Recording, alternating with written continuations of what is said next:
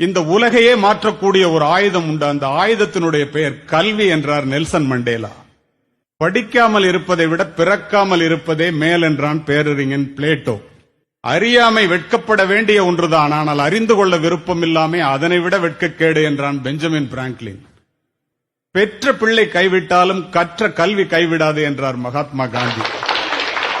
மனிதன் தன்னுடைய கல்வியின் மூலமாக தன் அறிவை மேம்படுத்துவதை மட்டுமே முக்கியமான பணியாக மேற்கொள்ள வேண்டும் என்றார் விவேகானந்தர்.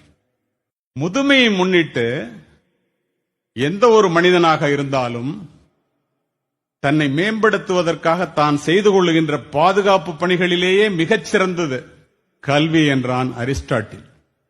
ஒரு நாட்டிற்கு செலவில்லாமல் பாதுகாப்பை செய்வது கல்வி என்றான் எட்மண்ட் பர்க். ஏன் அப்படி சொன்னான் தெரியுமா? கத்திகளால் ஜெயித்த யுத்தங்களை விட யுக்திகளால் புத்தியினால் ஜெயித்த யுத்தங்கள் அதிகம். அவ்வளவு சிறந்தது கல்வி. அப்படிப்பட்ட கல்வியை மாணவர்களும் ஆசிரியர்களும் அதனுடைய பொருளை முழுமையாக புரிந்திருக்கின்றோமா? எல்லோரும் படி படி என்று சொல்லுகின்றார்களே, எதற்காக படிக்க வேண்டும்? வாளினுடைய கூர்மையும் நூலினுடைய கூர்மையும் மட்டுமே இந்த நாட்டை ஆளுகிறது. காலப்போக்கிலே வாளினுடைய கூர்மை முனைமழுங்கி நூலினுடைய கூர்மை மட்டுமே விஞ்சி நிற்கின்றது. கூர்திட்டப்படாத எதுவுமே முனைமழுங்கி போய்விடும். நம்முடைய மூளையும் அவ்வாறே. மூளை கூர்திட்டப்பட வேண்டும் என்றால் நாம் தொடர்ந்து கற்க வேண்டும்.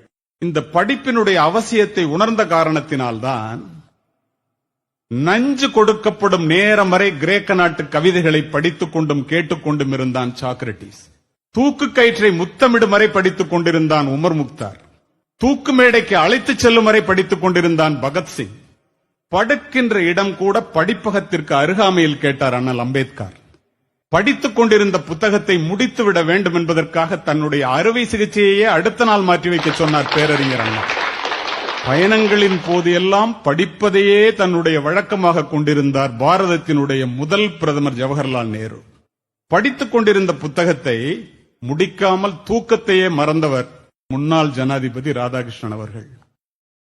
படிப்பால் மட்டுமே பாரதத்தை பாராள வைக்க முடியும் என்று படித்து படித்து சொன்ன மகா மனிதர் திரு ஏபிஜே அப்துல் கலாம்.